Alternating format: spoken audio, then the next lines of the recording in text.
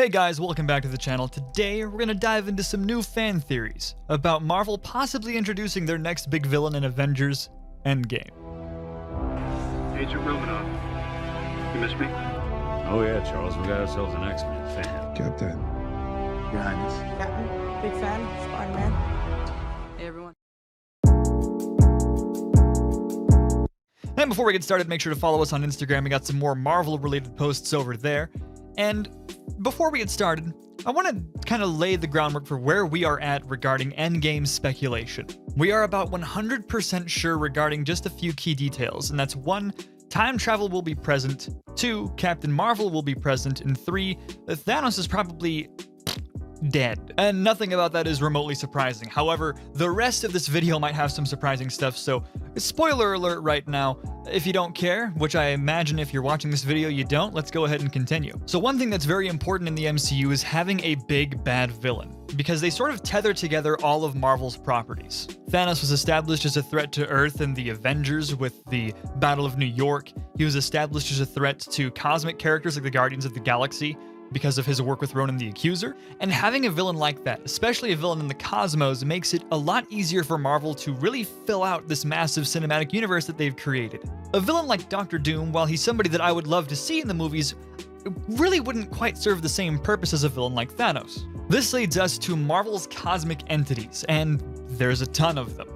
You've got Galactus, all of the Celestials, Ego the Living Planet falls into this category, the Cosmic Cubes, Beyonder, Living Tribunal, and a ton more. So you might assume that given that we brought up cosmic entities, we're probably going to be talking about Galactus, but we're actually not going to be talking about Galactus in this video. There's some interesting evidence to suggest that there might be a different cosmic entity that appears in Avengers Endgame.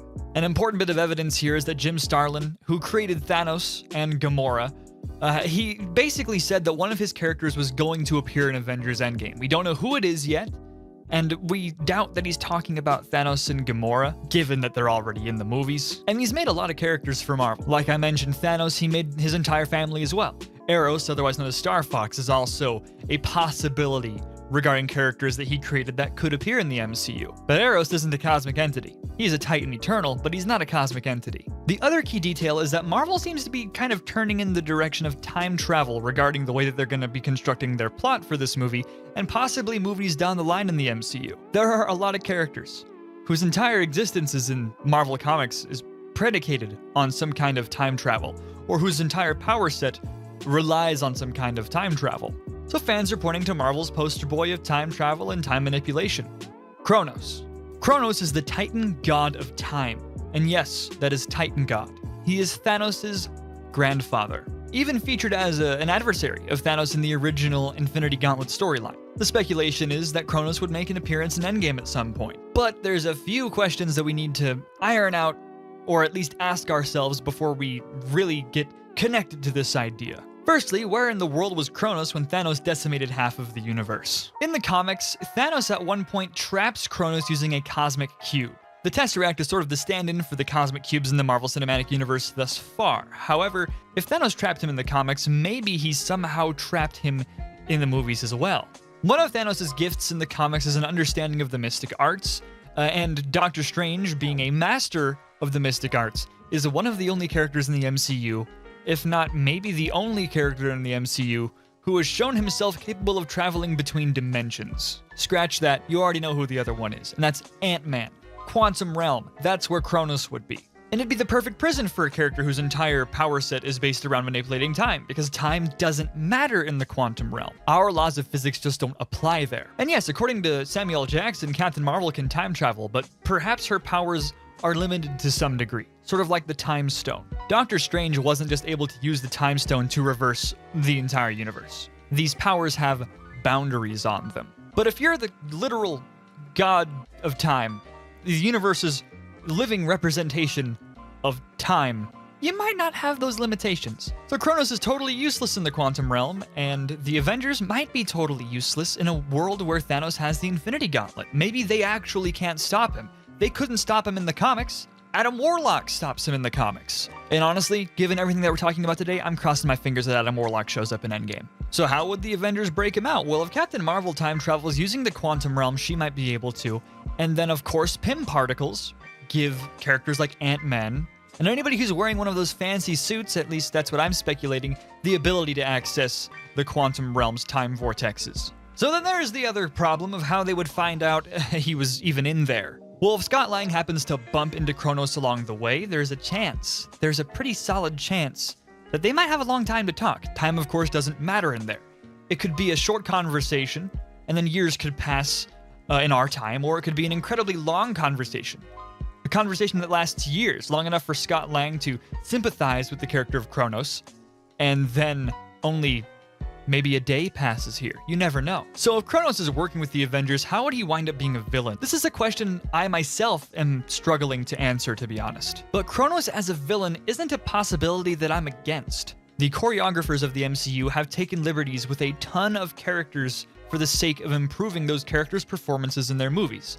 For example, Thanos' entire motivation for killing off half of the universe.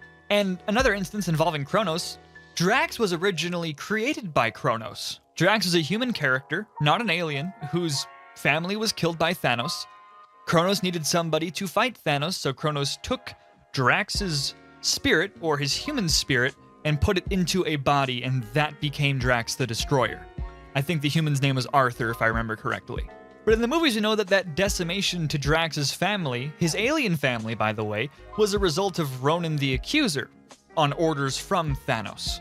They're probably not going to follow Drax's origin story to a T now, despite the fact that it involves Kronos, who might show up in their movies at some point. Now, would he prove a very good long-term villain in the MCU?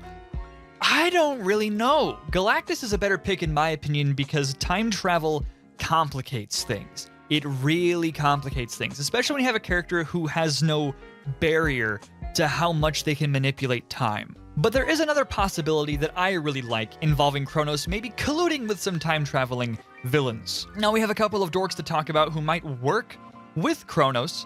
Both of them are dorks from the 31st century who can time travel. Now Kang the Conqueror is the first character that I want to talk about because he wasn't made by Jim Starlin, but if Jim Starlin is talking about Eros or another character of his possibly, then Kang the Conqueror could make an appearance here. Kang would fit this timeline to a T, I mean, just as well as Kronos would. He's a time-traveling supervillain that Marvel Comics fans have been wanting to see on the big screen for quite some time now. And what better way to introduce Kang than by bringing him to be the key to defeating Thanos? Kang, out of these other two characters, also has more source material to pull from. Interactions with Mantis and the Avengers and all sorts of Marvel characters.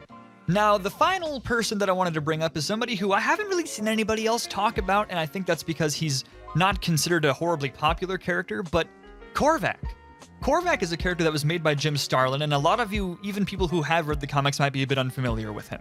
I had only heard of the character, so I had to do some research to find out more about him. With Kang and Galactus and Kronos, I didn't really have to do too much. I had to dig a little deeper for Korvac here.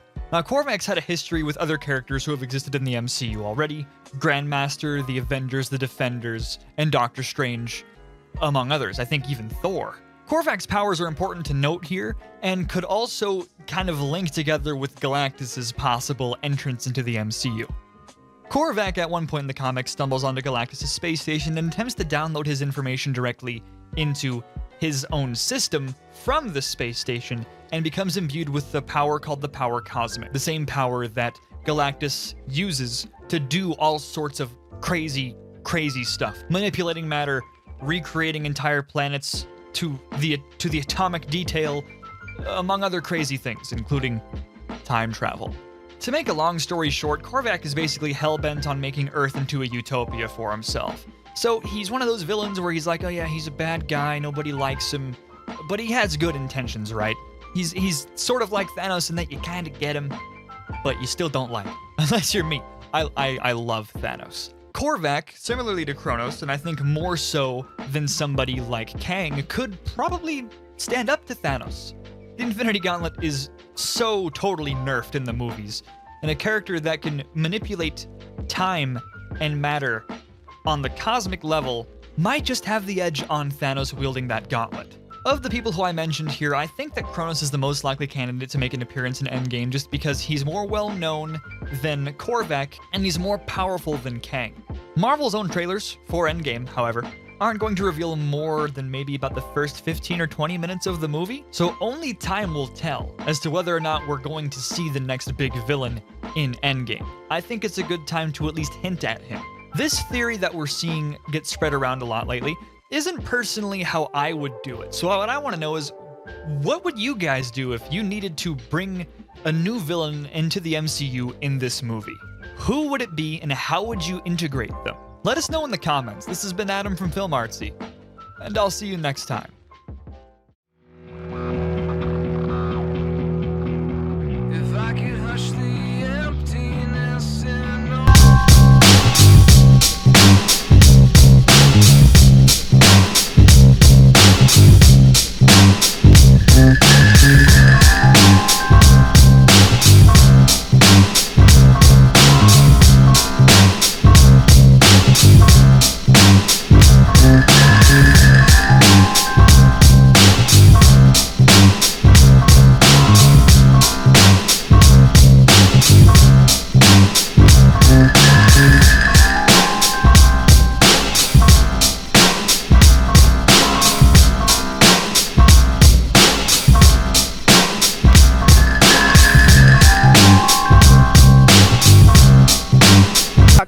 or you guys can click the link in the description. We really want to see what kind of talent you guys can provide. So let us know, send us an email, and we'll check out your videos, and we'll see you all in the next video. Talking? I'm about to. Hi, everybody. Hey, everybody. How you doing?